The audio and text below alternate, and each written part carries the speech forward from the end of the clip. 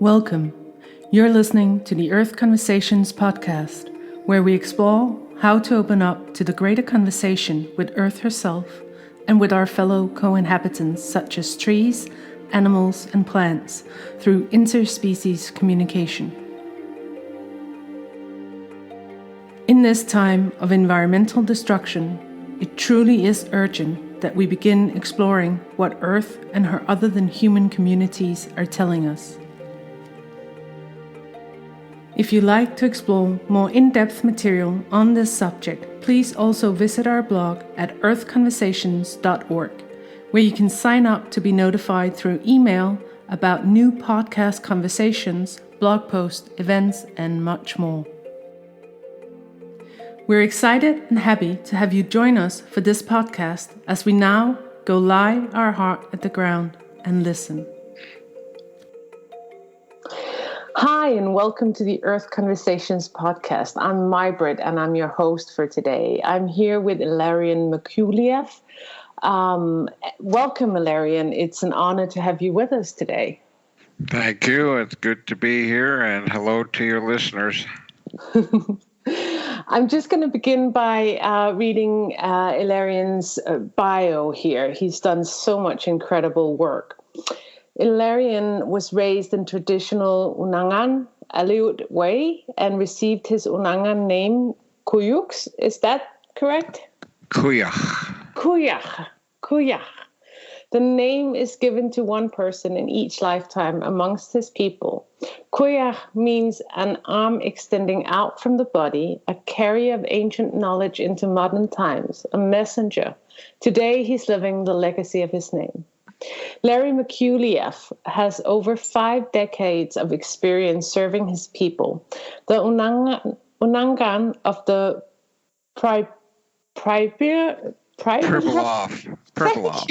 Pribilof Islands and other indigenous people around the world in a number of capacities. From 2000 to 2003, Merculieff served as the director of the Department of Public Policy and Advocacy in the Rural Alaska Community Action Program. As director, Merculieff led the largest subsistence rights march in Alaska's history. Merculieff is also a co-founder and former chairman of the Alaska Indigenous Council on Marine Mammals, former chairman of the Nature Conservancy, served as the U.S. chair for the 2008 North American Gathering of Indigenous People for the Healing of Mother Earth, as well as he has been in service to numerous other wildlife and conservatory agencies. Merculieff's writing and interviews have appeared in such publications as The Wind of Change, Yes, Red Ink, Alaska Geographic, Smithsonian, National Geographic, Cultural Survival, and Kindred Spirits. Merculieff's life and teachings are featured in the chapter of the book titled Native Men of Courage. He co-authored a book about traditional worldviews and cosmology entitled Aleut Wisdom, Stories of an Aleut Messenger. His lifelong efforts on behalf of his people and the environment have been honored with the Buffet Finalist Award for Indigenous Leadership, the Alaska Forum on the Environmental Excellence Award for Lifetime Achievement, the Rasmuson Foundation Award for Creative Nonfiction, the Alaska Native Writers on the Environment Award from the Alaska Conservation Foundation, and the Wisdom Fellowship Award given by the Sacred Fire Foundation. Merculieff published Wisdom Keeper, One Man's Journey to Honor the Untold History of the Unangan People. He co-authored a book titled Indigenous Ways of Teaching and Learning and Difficult Dialogues. And his current book is called Perspective on Indigenous Issues, Essays on Science, Spirituality, Partnership, and the Power of Words. Welcome. I mean, and this is just some of what you've done in your lifetime so far. You've been quite an influence on the environmental front, coming from your Indigenous background. And I've heard you describe your Indigenous background also as being people of the stellar sea lion. How What does that mean? Okay, well, first of all, Angwan, Kelamechamna, Kelam Kasuda, Tingunanganwe, Unanganaksochta Kuuyux, Amakanta Sochta, Ilarion Merculieff, Kawalangan Unanganwe. I said, hello, my other self, which is what we Unangan say to each other. Every day we say Angwan, which means hello, my other self. And I said, Kelam Mechamna, Kelam Kasuda, the morning tastes good. And that my traditional name is Kuuyux, which you explained earlier. And I am people of the sea lion. We have reciprocal relationship with sea lions, where we take care of each other. And the stellar sea lion is not like the California sea lion, it's much bigger. And we used to eat more sea lion than any other peoples in the western United States. And now the sea lions are down quite a bit, so our hunters don't go out as much. But anyway, if you want to know about my people, I can tell you about that. I just find it beautiful. The indigenous traditions often has a very close relationship to local, either wildlife animals or wildlife plants or trees, and they take. I've heard before they take names after them, so I wondered about that relationship. Yeah, well, we can trace our history all the way back to Egypt, through Outer Mongolia to Siberia to Kamchatka, and across by boat to Alaska. It's not across by land, which the anthropologists and archaeologists say we probably came across. No, we came by boat. They never ask us, what is our origin stories. And we developed quite an evolved and sophisticated spiritual culture. We were the only people that had a word for billion besides the Egyptians in the entire world, pre-history, what we call.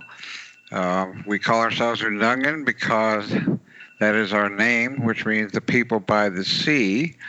Aleut is a Russian word.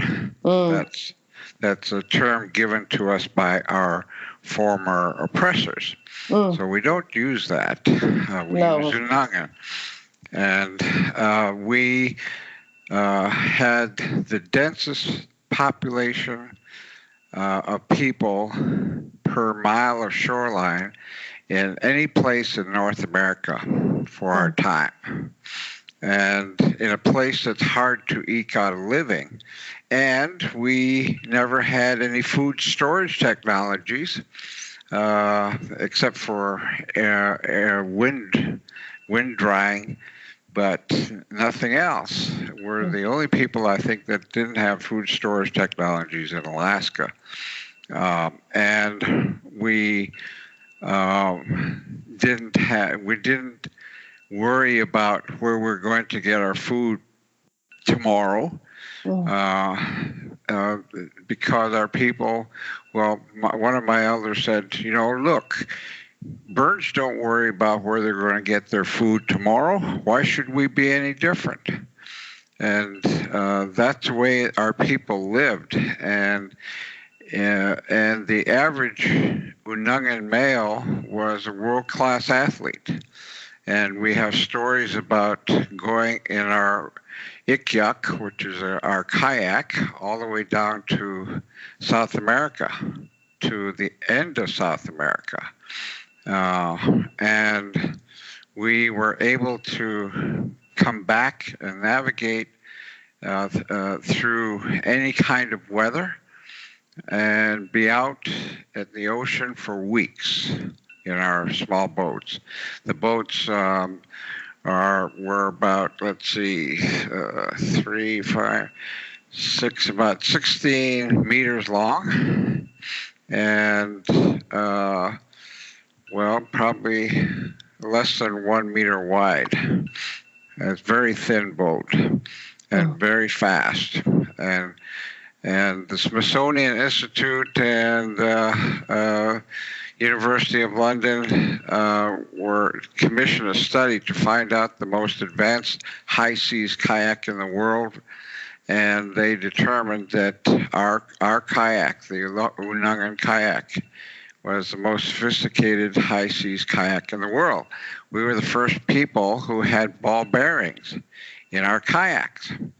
And these ball bearings were made out of ivory and were put at every joint in the boat, so that when you go out into the water, you literally feel like you're one with the water, because it moves with every single nuance.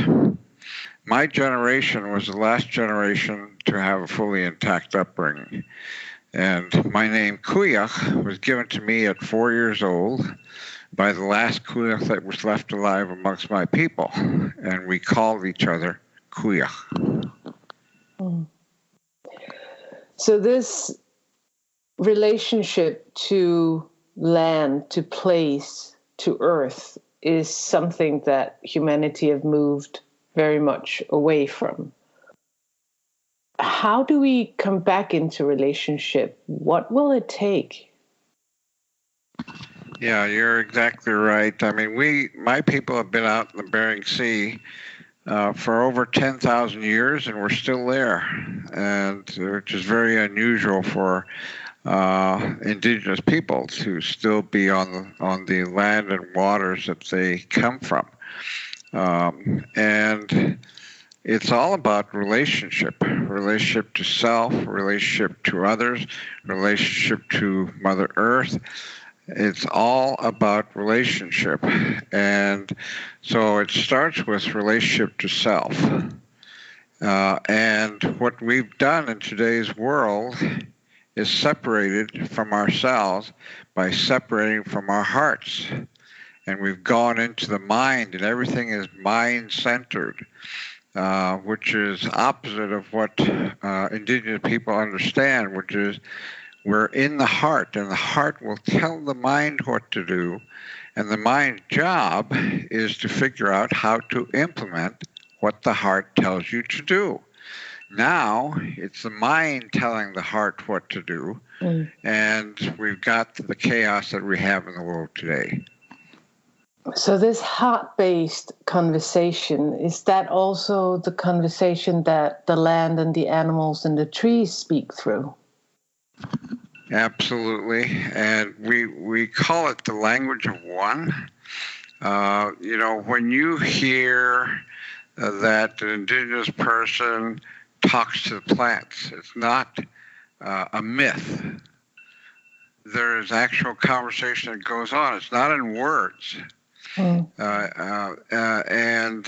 there's communication. We call it the language of one because before time began, and by the way, we humans invented time. Anyway, before time began, we all communicated with each other, with other human beings halfway around the world, with all animals, all creation. I mean, this was the language that we have forgotten. So you say that mind isn't involved, and I think this is really a quite a profound key, that there's not so many words. I mean, all words that arises from that feel is somehow a translation, or that's how I feel it. But could you describe this language without words, how it feels, how it senses through your body, so that the listeners can kind of tune into it themselves? Yeah. I remember to get to know my grandfather, and for my grandfather to get to know me, we had to be with each other 24/7 for 2 years when I was 4 years old. And I would go to work with him. I would go hunting with him, fishing with him. I would visit his friends and drink tea with him. And early in the morning, every day, we would go down to the Bering Sea and take our shirts off and wash ourselves in the ocean, and praying towards the east. And that night, we might go to the Russian Orthodox Church. He saw no difference in where we found our spirituality. It's up to the person. Anyway, after we would say the prayer in the morning, then we'd go for a walk. And this one day was so beautiful. It was flat calm. I mean, the Bering Sea is very rarely calm. Mm. And it was blue skies, and it was very rare because we get 20 days of sunshine a year in the Bering Sea. It's mostly cloudy or foggy. You know, it's just like very rare. And the seals were out, the northern fur seals that we had at that time, about 1.4 million fur seals on the island, and 2.5 million seabirds, and 500 Unangan people. It's a magical place for a child to be born and raised in. Anyway, so it was so beautiful that I commented on it. I said something like, to translate it in English, it's sure beautiful out. And he puts his finger up to his lips and says, Tuda. Listen. That's all he said. Just listen. And in that one word, he may have encapsulated how our people survived and thrived in the Bering Sea for over 10,000 years, because words are not only considered superfluous, but may be dangerous. And that the most in human experience, the most important things in human experience should be felt, not expressed, because as soon as you express it in words, we compress the meaning of it. Mm. And so it's like providing definition to something that we've experienced. Human experience should be allowed to go freely without confinement. Mm. And this is what our people knew. And so words are used very sparingly. So, for example, I had an atra. And this is a relationship between an older person and a younger person. It's like a kind of like a mentor, but more. And the way that atras find each other is that for me, I saw him and he saw me, and we knew instantly that was my atra, and we call each other atra. And words, it's more like a spiritual connection between people. And that's very important in an atra relationship. So he took me under his wing from age 5 to age 13.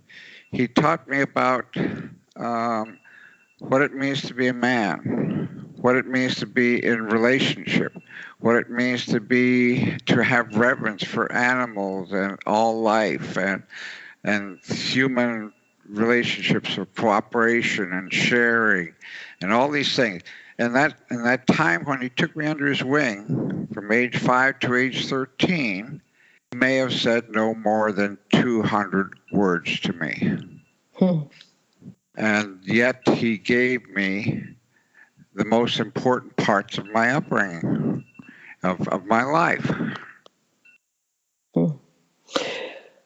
And all of this, we as humanity has mostly lost now. I mean, the mind chatter has gone completely wild. There's so many thought forms in the collective, thought atmosphere. So how do we come back from that? I mean, I feel it's very difficult to to stop it, for me personally, I try and go under. I mean, it might still exist around me, but if I somehow can go into my heart and be there, it can exist, and I can also feel through on another level. Would you describe it the same way, or how do you do it? Do you find the same mind chatter at all, or is it more westernized people that don't have your background that is subjective to it? From my perspective, it's the Western world and Western teachings. I had a very different kind of upbringing. I mean, by the time I was 6, I could be out of thought and not have a single word come through my mind for hours, and I can still do that today. And because well, I won't tell that story unless it comes up, but I learned it from the birds, because birds don't think. And there are millions of birds on the Pribilof Islands, and St. Paul is where I'm from, millions of birds there. And they would fly in every direction and move at different speeds, at different heights in front of the cliff, and they would never even clip a wing. And I realized that they were doing something that was magical. You know, I know magic, and so I said, I want to be a bird. I want to be like them. And I didn't have the words for it at the time, but the birds don't think. They're just a field of awareness. And it requires for a human being to be dropped from your mind. And when you go to your heart, you're present in the moment. And that's when the magic happens, when we can express who we are to the fullest. And that's another thing about bringing up children. I was brought up in a way where the adult's responsibility was simply to create the space for a child to learn, not tell them what to learn, how to learn, or define anything. And that way, a child would expand out to the maximum of his or her capability without the prescription of an adult that says, you should learn this, you need to learn that. You know, and I grew up never asking a question. Never asking a question. I just had to, my job was to watch, listen, and learn. And that's what I did. And so I'm thankful that I was raised that way, but Westerners are from the get-go, from the time you're born, you're taught to listen to the authority. Your first authorities are your parents. Then your next authorities are your school teachers. You know, it goes on and on and on. And what we've learned by doing that is to give away our personal authority. So we don't have it, and so we give it to somebody else. So when we look at the world today, and people are feeling hopeless in front of everything, it's because they have learned to give away their personal authority. And so they say, well, it should be the government's responsibility. It should be this person's responsibility. Never take anything on your own. So how do we bring this authority back to us? Well, first of all, I travel all over the world. I talk with people of all cultures. And one of the things that I find in traveling around the world is that people are beginning to wake up. And I work for a group of elders. They're a group of world elders. They're called the Wisdom Weavers of the World. And we have a website called www.wisdomweavers.world. And you can go to that site and find out a lot about what we're planning to do. But these people from all over the world were indigenous people, elders, that got together in Kauai in 2017 to answer two questions. One, what is the state of the world as they see it now?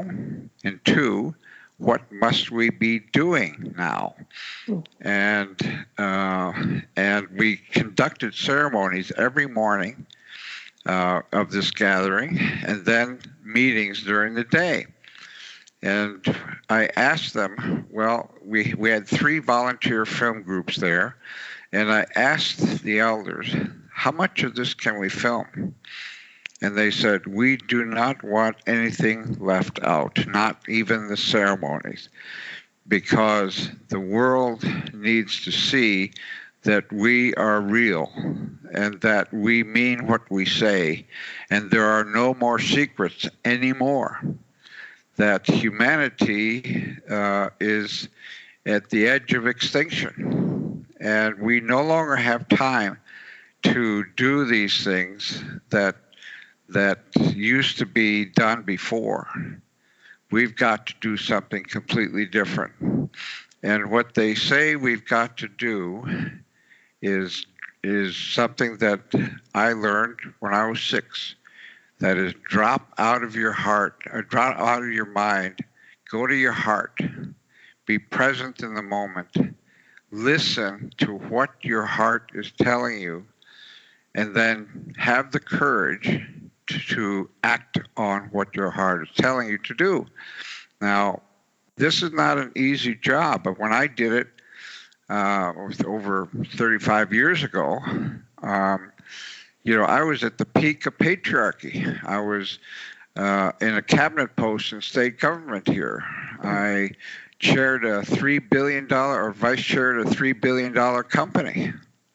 It was pretty high up there, and I led 17 boards and councils, and I gave it up all in one day.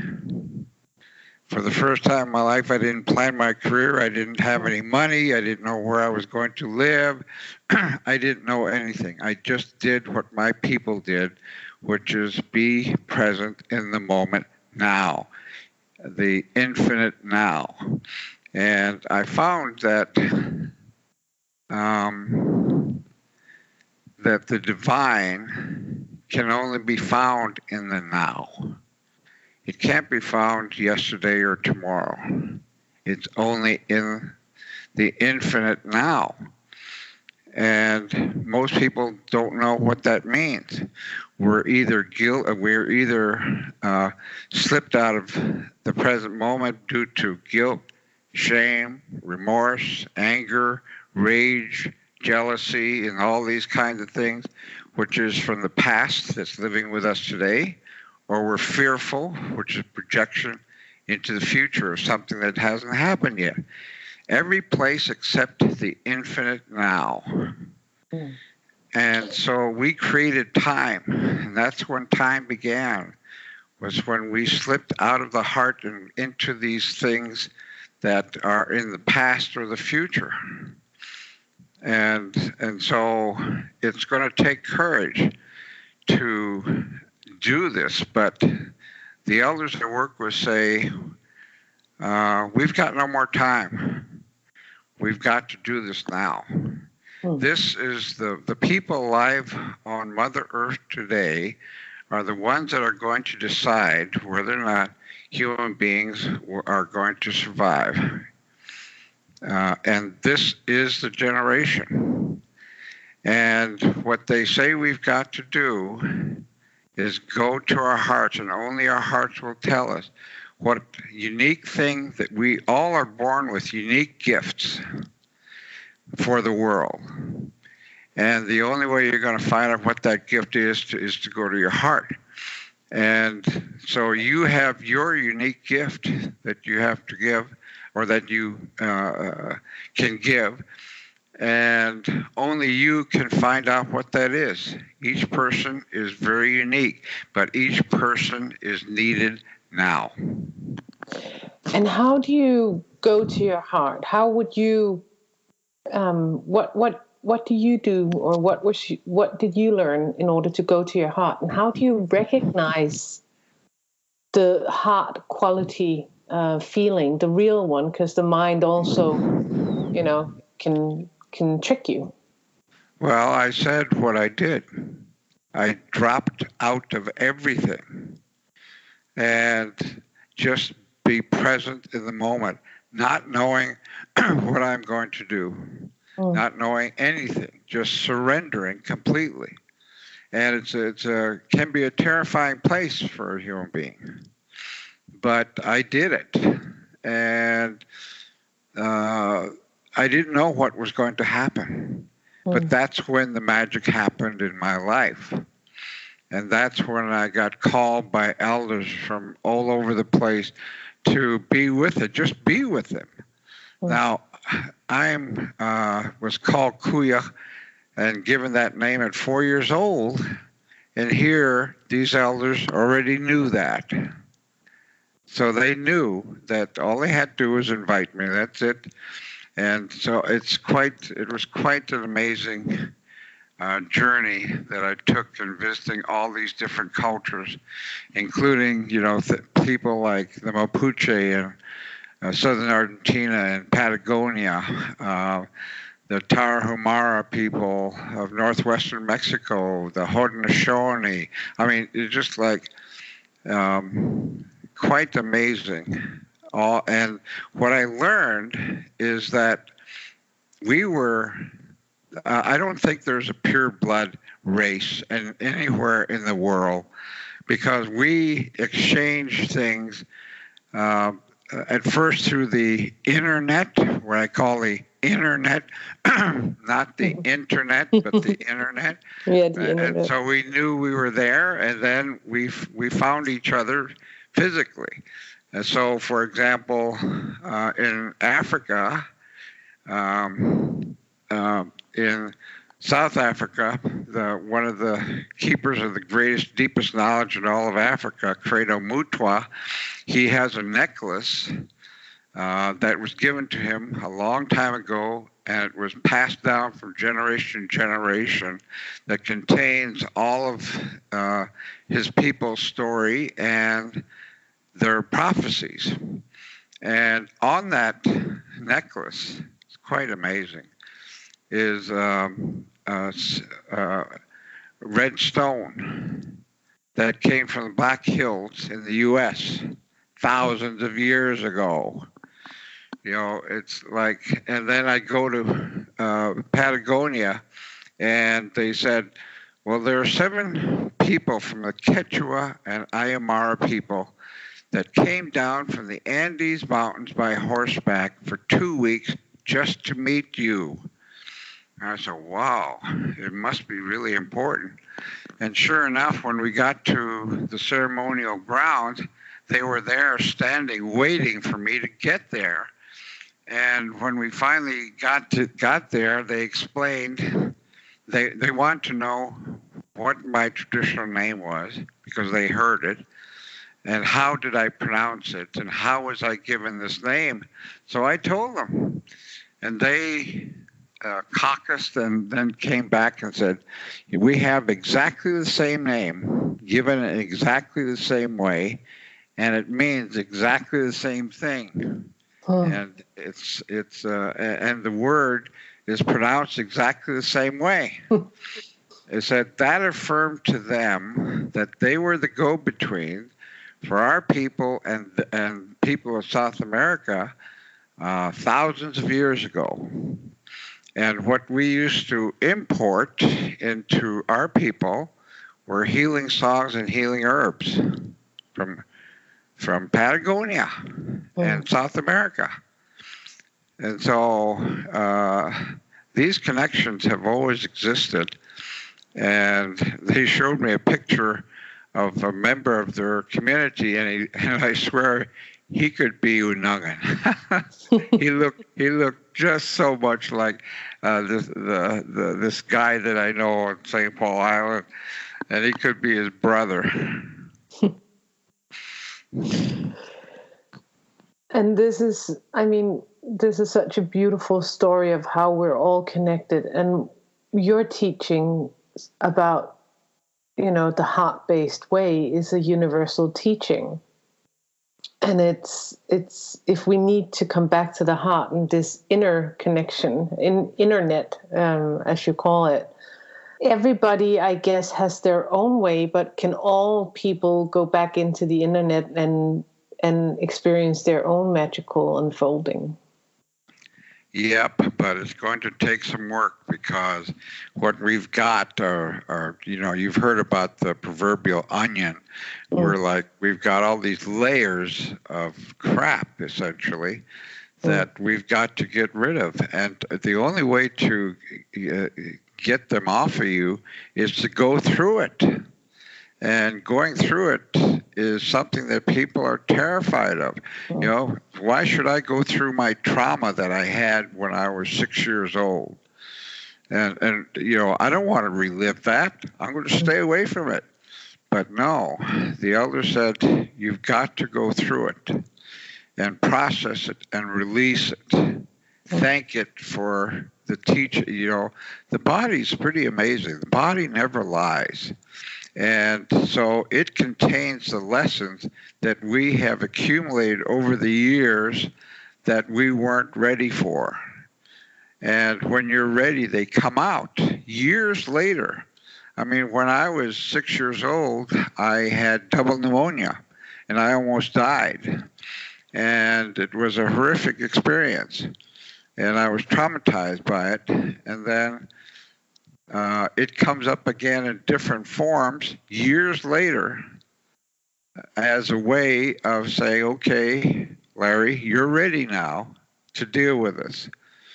And so you thank it when it comes up, and you thank it for teaching you whatever it is going to teach you, and then you release it. But today, people, they don't want to do that. But that's the only way to get to your heart. Get it in any other way. All of this trauma that exists today, is that connected in any way to the heart of Mother Earth, to her very core, and how, if so? Absolutely. I mean, everything that Mother Earth is, we are, and everything we are, Mother Earth is. There's nothing that is different between us. We have exactly the same minerals and contents and all these things that are just mirrors. We're just mirrors of each other. So when we have, we've got political corruption, we've got refugees, we've got starvation, droughts, floods, murders, rapes, suicides, all these things, and degradation of Mother Earth, all these things are connected. There's nothing that is separated. And this connection reflects on each other. When we trash ourselves and our bodies, we're trashing Mother Earth. When we hurt ourselves and hurt others, we hurt Mother Earth. And so it's like, I don't know, it's difficult to explain how simple it is that we need to address these issues. For example, the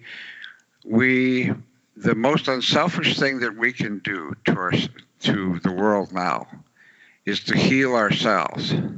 The rest will take care of itself, because we will be in the heart, and our hearts will guide us impeccably as to what we need to do. And so when we unscramble ourselves, we remember who we are, and who we were people in harmony with Mother Earth and all that is. And that's what we're talking about, going back to in modern ways. I mean, the Wisdom Weavers of the world are going to launch a worldwide campaign shortly in social media. We've got 15 volunteers from 15 countries that have agreed to take these messages from the elders that are on social media and translate them into their own languages and show them in their countries. Now, these messages are from elders from throughout the world, and we're going to continue these messages from the time we launch it to whenever we either perish as human beings or we're going to find ourselves. And what we need to do is change our consciousness that is centered on the mind to one that's centered on the heart. The Yupik elders here, which are people of southwestern Alaska, they say we live in a reverse society or an inside-out society because we've reversed all the laws for living, and that these reversals we need to reverse again.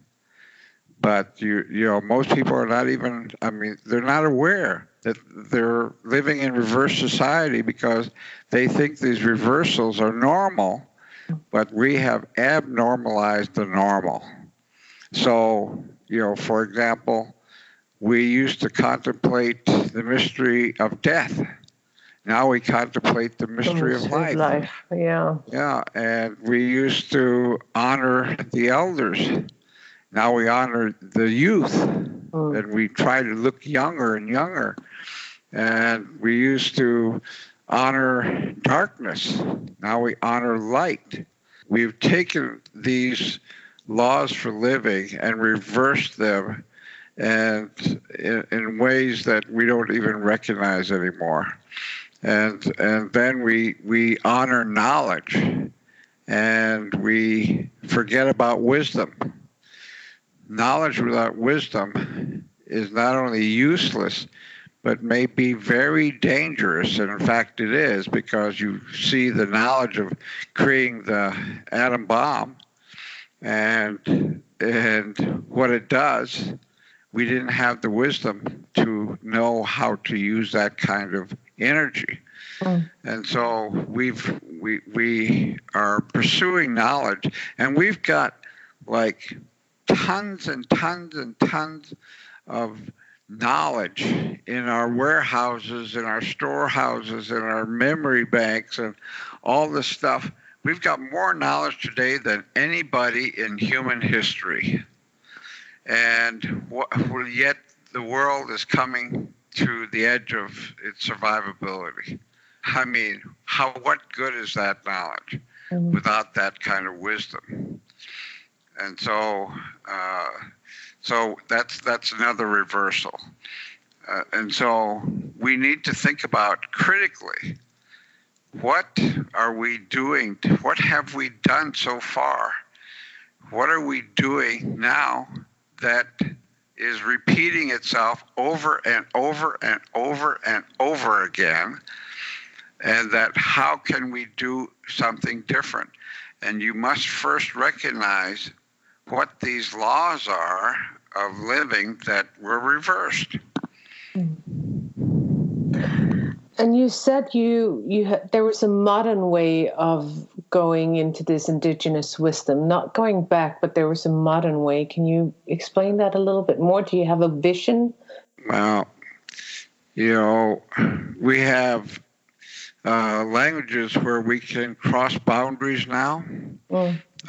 And this is superficial, yeah. And we've got this technology where we can talk to each other. For people who have lost these ways, we have them superficially on the outside that we can use to begin to access the old ways. The heart never doubts. It's unequivocal. It tells you what you must do. And only you will be able to access it, because we can't. And so, it's really very simple, but it's hard to get there. And what Indigenous people can do is provide some ways that you can begin to access it, and so that's what we're doing today by using social media and using this technology, because the elders feel like we don't have much time left. So we got to get these messages out. So what I'm sensing when you're speaking about this is that we can use all the modern technologies that we have now to connect, to get the messages across, but then it's up to each one of us to take down that message to our own heart and anchor it into the ground where we stand. So it grounds locally through our hearts. Yeah, that's true. And each person is going to be different, There's no formula for anything. There's no formula for medicine. There's no formula. I mean, there's just as many answers to the questions as there are people in the world.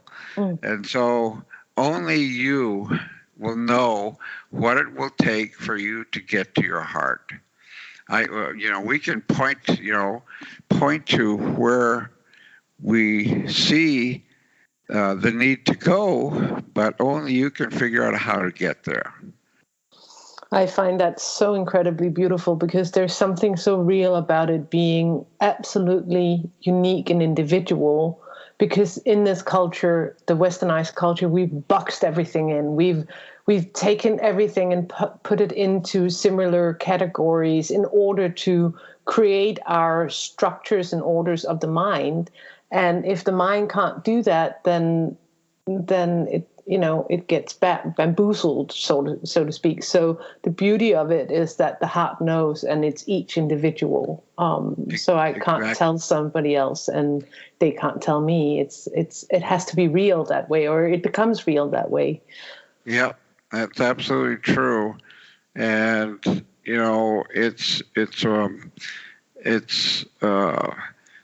when you go to your heart and you do what your heart is going to tell you to do is not going to be logical or rational. And it's trans-rational, I call it. And it may tell you to do something. I mean, when I dropped everything in conventional society, people thought I was crazy. And to them, I was. Yeah, of course. But I knew that I was following the ways of my people and how they thrived and survived in a place that was hard to eke out of living and had the most densest population per mile of shoreline. I mean, there was no doubt in my mind that is the way to go. And what I find throughout all of this is that people are focused, good people of good heart are focused on, solving world problems. So we've got people who are trying to stop suicides, and people who are trying to stop wars, and people who are trying to stop, there are thousands of more environmental organizations in existence today than there were 30 years ago. But yet Mother Earth's life support systems are coming to the edge. Why? The elders are saying, what are you choosing to focus on? Are you choosing to focus on that which you are trying to stop in reaction to the situation that you're facing? Because what you choose to focus on becomes the reality. And so if you put your focus, which means your mental, physical, spiritual energy on stopping something in reaction to what is happening in the world or to happening in that situation, like the devastation of fires around the world, for example, we're going to focus on that. We're going to focus on the refugees. We're going to focus on stopping this war. These are, when you put your mental, physical, and spiritual energies into that, these energies that we have are going to help the very thing you're trying to stop, because you're giving it energy. What they say that you need to do is focus instead on what it is that you want to see that is not in reaction to anything. Yes, do things that you know are not life-affirming. You must stop this thing, but don't put your mental, physical, spiritual energies into that. Put it into what you want to see that is not in reaction to anything else. So what we put our energy into is also, I've heard you speak about setting intentions without thought, like a vibration in each cell. And I feel that, you know, what we want to see we have to feel it in our body, in each cell, before we can, manifest it or help the birth of it.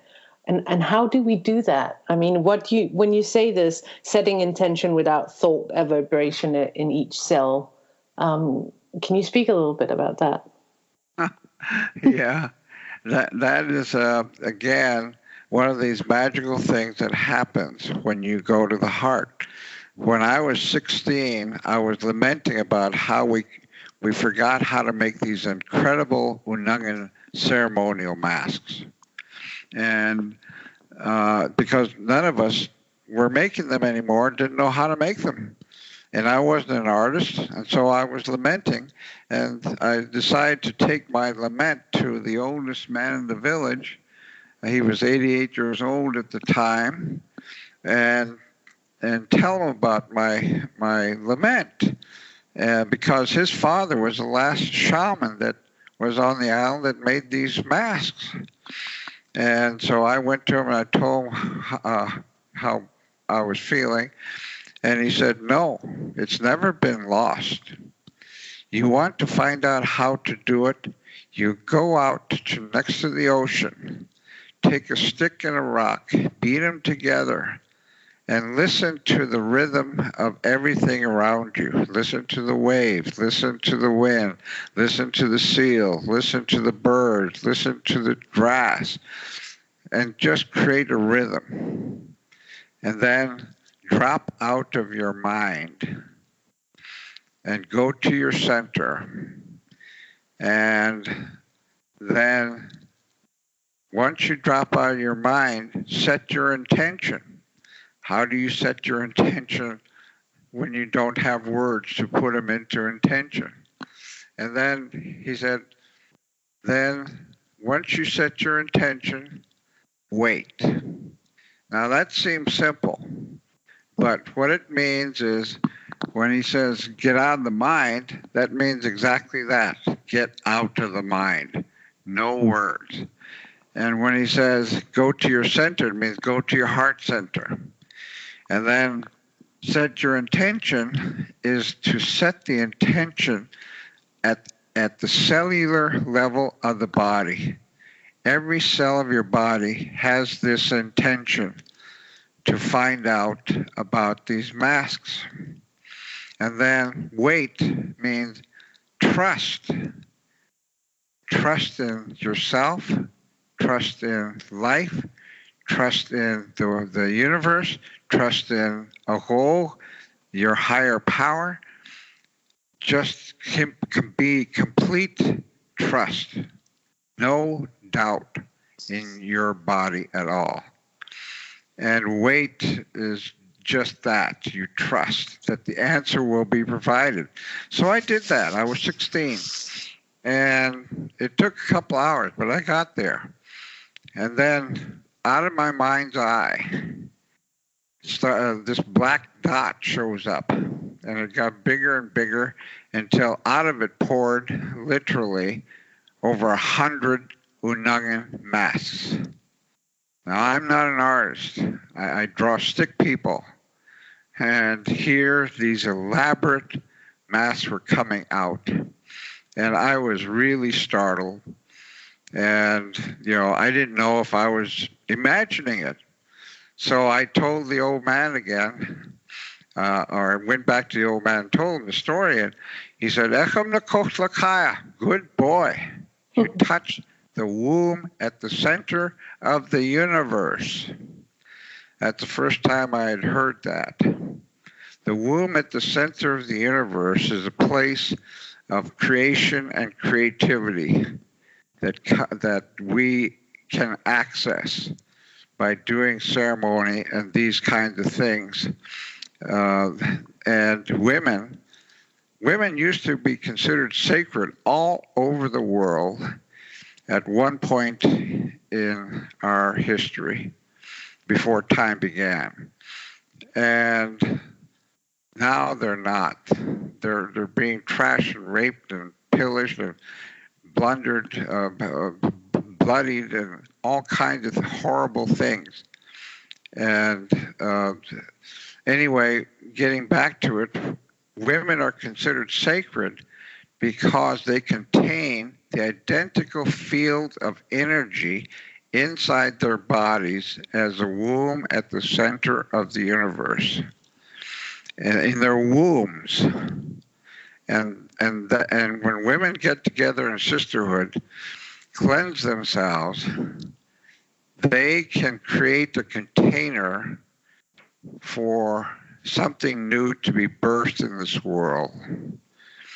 And it'll be a container on the outside that they put from inside of their bodies to the outside just by intention.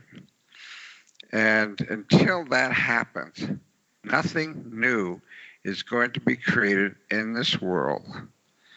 Everything that we see now as modern technology, state-of-the-art thinking, is nothing but the old regurgitated into new form.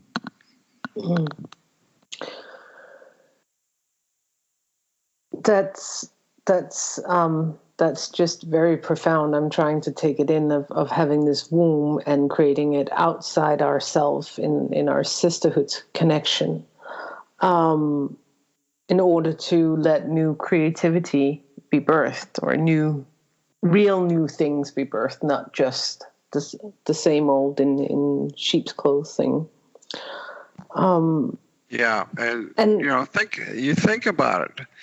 The state-of-the-art thinking is, let's say, hybrid fuels, right? That's supposedly part of the state-of-the-art thinking to help save the environment. Well, when the Congress here in the United States passed this law that that said that they're going to go to hybrid fuels, then one of the things that happened was that the farmers all over the world converted to fuel type crops instead of food type crops. So they grow corn to make ethanol. And so that raised the cost for food around the world and increased starvation. That's an example of something that is supposed to be state-of-the-art, but is regurgitation of the old because it is out of harmony with all that is. And how do we recognize the new? How do we recognize when something is new? Do you have an example of that, of this? Well, the elders call that discernment, that you have to have discernment to tell what is real and what isn't real. And the only way to tell discernment is, guess what?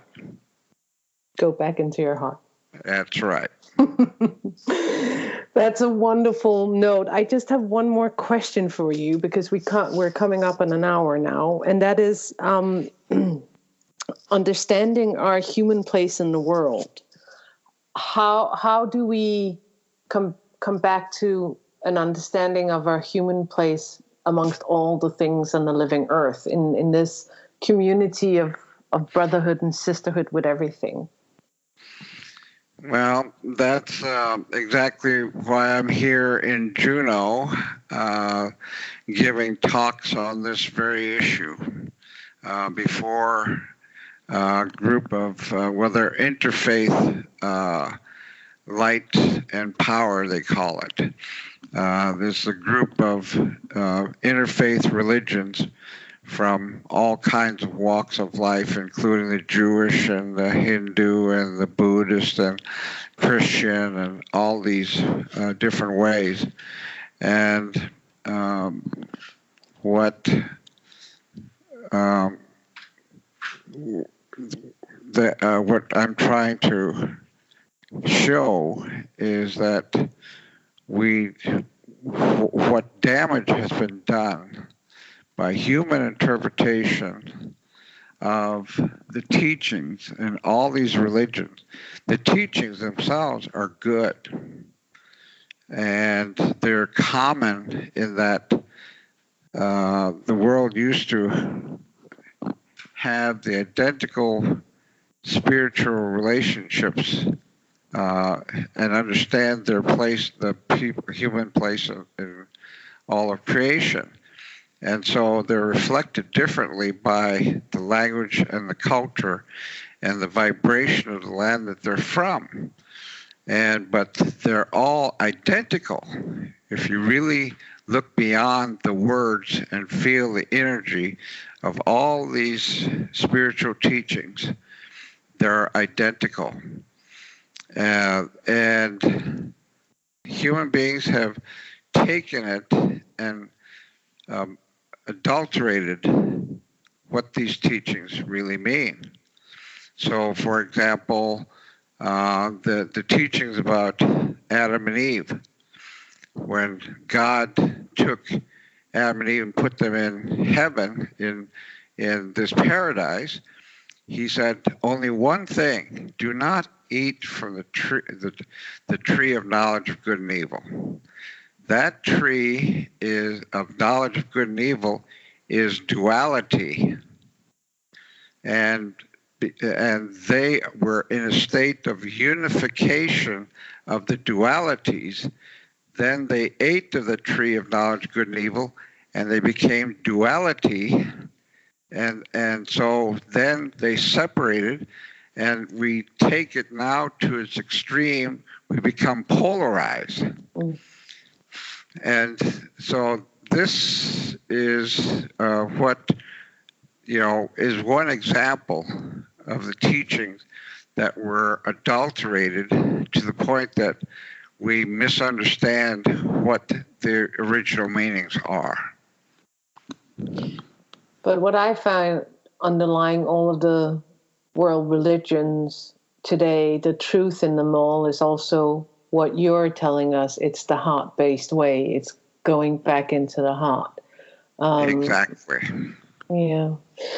And Ilarion, this has been such a beautiful talk with you. I've enjoyed it immensely, and I hope people really have gained a lot of insight and thought, and hopefully a little direction also on what to do next themselves, of going into their hearts and taking it from there.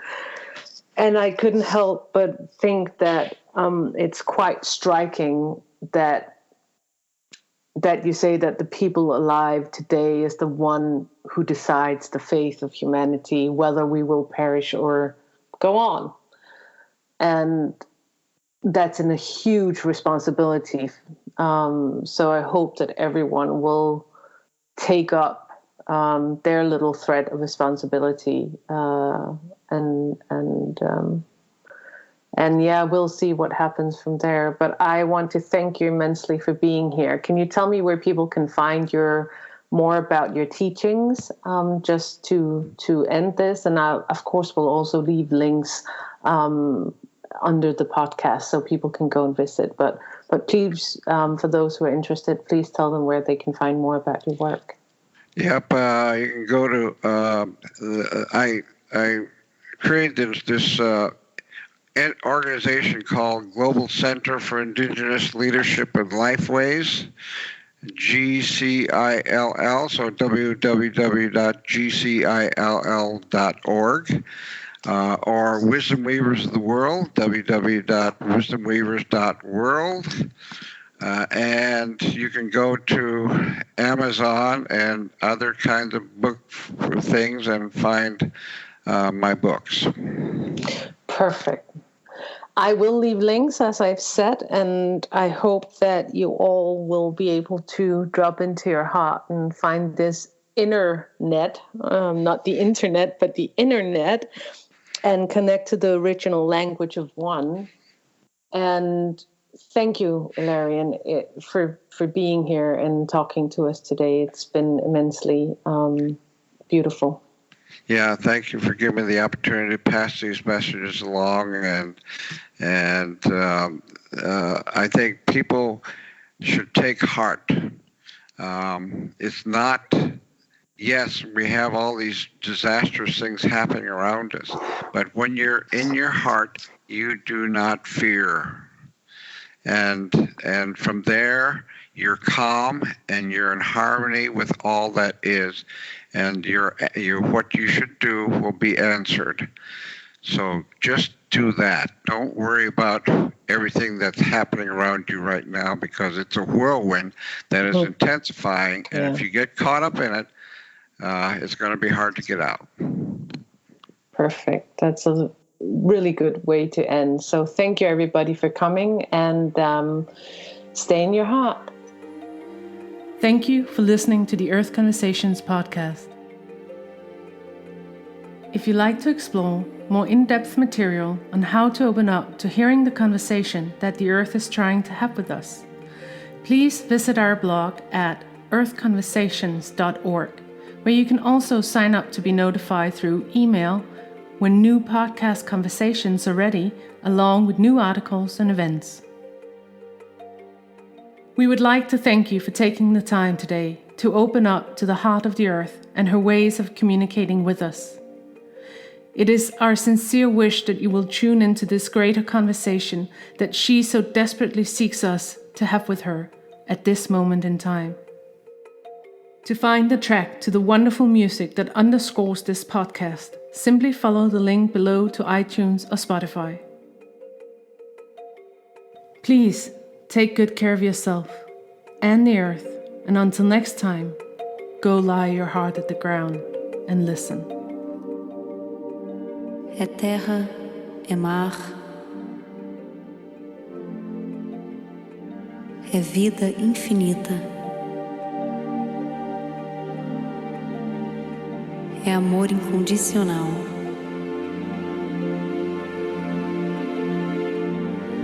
é abraço apertado, carinho sempre dado, o aconchego no colo e o alimento no peito. É vida infinita.